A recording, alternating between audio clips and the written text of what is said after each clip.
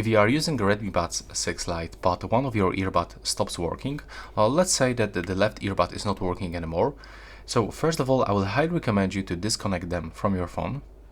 So go to the Bluetooth device or do this by using the Xiaomi earbuds application. Then input both earbuds inside. And by the way, try to clean this part, this stem, the end of the stem.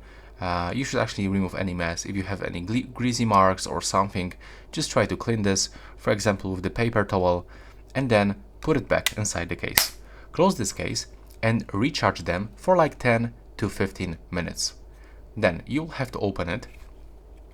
You will have to find this button and click and hold it. First of all, this indicator will start blinking quickly, but after a few moments of holding, it will start blinking a little bit slower. Take a look, right now we are performing the reset. And it starts blinking back quickly. Now you can release this button and close this case for a few moments. Then you will have to open it, and right now, try to connect your earbuds with your device one more time. There we go. And right now you can tell me if it works. Thanks for watching. Right now please subscribe.